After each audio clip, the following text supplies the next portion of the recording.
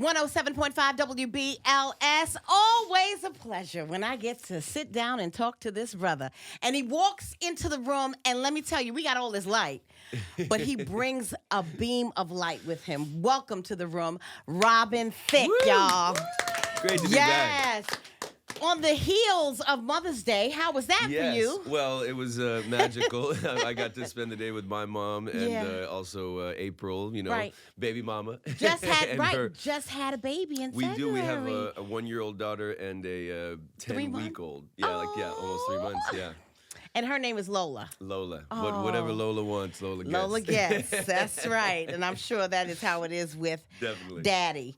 But Mia is the 1-year-old, so right now Mia gets most of Daddy and Lola gets Mommy. Right. For right now. Yeah. That's right. Then it'll be Mia and Lola wanting Daddy all the time. Exactly. Yes. How is Julian doing? Julian is wonderful. He is adjusted so well, and he's such a great big brother, and he's a singer. He's got the gift. Are you serious? Once when Aretha passed, I started playing a lot of Aretha in the house, and then he got into that, and then it went into Lauryn Hill and went into Mary J. Blige. He made a playlist for his birthday. It had Otis Redding and Earth, Wind, and Fire and Mary J. Blige on it, and the Miseducation of Lauryn Hill, and I was like, okay, that's my son. Right. So, do you sing together? Do you Well, sing it any actually songs? started when I would sing him to sleep. Right. I'd read and sing him to bed every night, and so instead of just doing Twinkle, Twinkle, Little Star or You Are My Sunshine, I started riffing on it. Like, I'd sing You Are My Sunshine and, turn it into Stevie Wonder. How that sounds, right. Right. So once I started doing that, then the next day, I remember what it was actually. It was Amazing Grace. I started singing Amazing Grace to put him to bed. And, I would sing, soulfully like church. Right. And that's when he started hearing all my riffs and runs, and that's when he got into trying to sing like that. So now he comes home from school and he, after a snack, he'll just go out in the yard and just sing. Start I said, go out, don't do it in the house. Go outside, don't wake the baby up. Go outside and sing your butt off. Wow. Last night I was listening to Different Strokes, and I was telling my son I'm getting ready for Robin Thicke's interview, and he's like, why you keep playing the Different Strokes theme?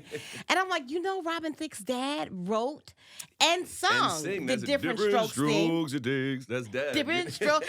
And so then I found out he also composed The Facts of Life. That's right, and my mom sang The Facts of Life, yeah. Get out of here. That's my mom singing, yeah. So I'm saying to myself, now that you're saying you sang with Julian, did you sing with Mom and Dad in the house? Not as Is much. that how it started? It was more just being inspired. Like my mom was always performing and singing, so seeing her on stage was a huge inspiration. And then my dad would have late night writing sessions with his buddies. They'd either be writing jokes or they'd be writing songs, and he knew 6 chords on guitar, but he was always writing.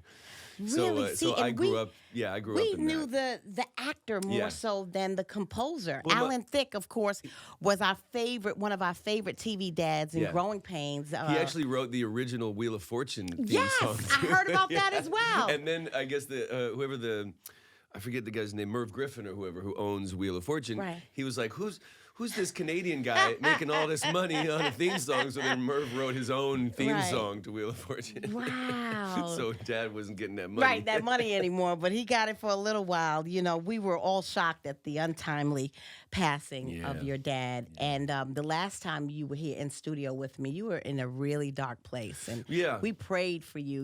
Thank you have been going through your own growing pains pretty much. Yeah, well said, yeah. Well, I had a really, besides some career ups and downs, I'd never had really any personal ups and downs. I'd had a nice journey. I'd been with the same wonderful woman for 20 years. Right. And had a great relationship with my parents for the most part and friends.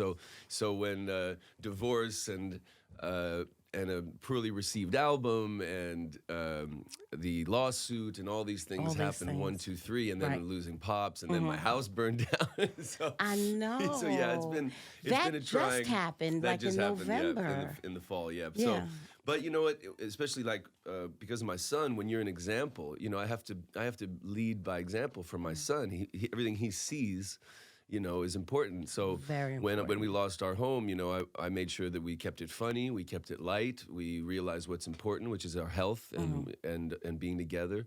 And, you just have to lead by example in those situations. Yeah, I was just doing an interview with my daughter for BuzzFeed, and that's what I was saying, that as I watch her grow, Yeah. I'm realizing that it's less of what I taught her verbally. Yeah. It's more of what she saw. Yeah. I'm seeing her move like I did, Yeah. some 20 years ago that Yeah. she wasn't even, she doesn't even remember how I was moving back then. And But it's more so what they see. Right, because they go through where first they copy you, then they want to be different from you. Yeah. And then they come They back. come right back. Now that I'm, a dad, I find myself saying things like my mom and dad and doing things like my mom and dad every day. What do you hope that your kids get through your father? Like what your father taught you? What do you think? I remind Julian all the time, about Pops really just being such a funny, charming, bulletproof spirit, like my dad could handle anything, and insults, and turn it into a smile and a sense of humor. And, anybody that I see that knew him, always, they have to tell me how much they liked him. Do you know what I mean? Oh, yeah. They have to. Yeah. I don't know anybody that doesn't.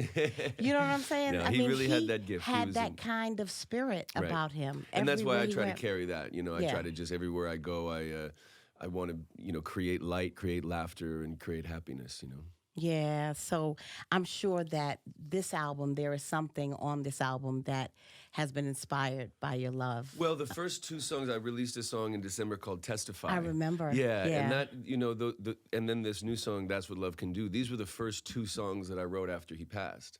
So they were the first two songs that I wanted to release, that I wanted to give to the world, because I felt like I couldn't move on to any other subject until I had addressed, that's right, what had gone on by losing him, and then the love that I have with my son and my daughters and my lady April, all that love in my life. That's right. I wanted to talk about that. Just like you say, what was the first line of? Turn a boy into a good man. There you go. Turn a boy into a good man. You found love in April. That's what love can do. And through April, and Mia and... Yeah, and also That's What Love Can Do is about loving yourself enough to do the right thing, to be the person you want to be, loving God, loving your family. It's all just this cycle of love.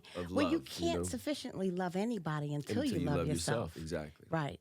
And that comes through the love of God. Exactly. Yeah. Because when it's all said and done, you stand there alone, right? And it's you and God, and you look into the abyss, and it stares back at you. Right. You know what I mean? So I guess what else on the album will we see from this growing pain? These growing pains. Well, really, besides those couple songs, there's a couple other, but really a lot of the album is about celebration. It's about the hope, the light at the end of the tunnel when you're going through tough times, that you will get out of it. Like I get a lot of social media DMs and tweets from guys asking me, how did you get through that? I see you're doing well now. Yeah. How did, they want advice. Right. Well, that is very therapeutic for you as well. Yeah. Because we've had conversations after you left here, because you were here promoting Paula. Right.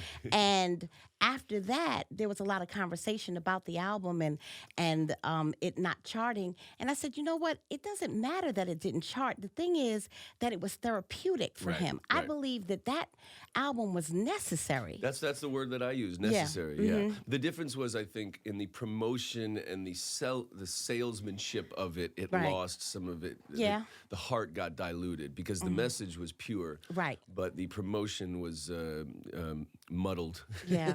But it was necessary for you in order to grow through that. Well, the thing is, that was 20 years of my life. Yeah. I had to put an exclamation point and and a period on that conversation, that topic. Right. She was, my partner for 20 years, so it had to be spoken on for me to be able to move forward in my life creatively and emotionally.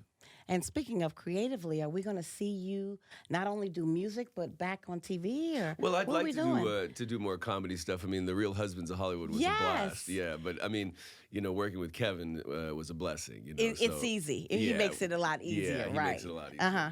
But you don't want to do any other. No, I do. I'm open-minded. I mean, I'm loving The Masked Singer. We got picked up for season 2 and season 3, which is very exciting. Yeah.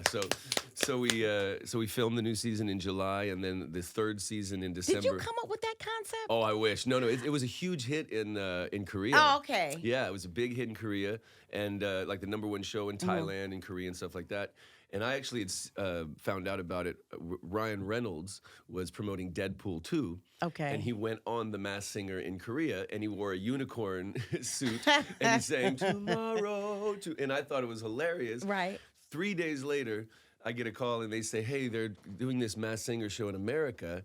Would you consider doing it?" And I said, "Oh yeah, I just saw Ryan Reynolds on the Korean version. Right. It's a hilarious show." It The reason I is. really got into the concept was because they wanted it to be funny. They didn't Right. want it to be too serious. They didn't want it to be about mentoring and judging. It was just celebs are gonna wear funny costumes and sing, and we show up and just try to figure out who it is. It's Right. a guessing game. So it's Yeah. the easiest, most fun job I've ever had. Wow. Well, back to the album. Yes. Who encouraged you in the beginning to write?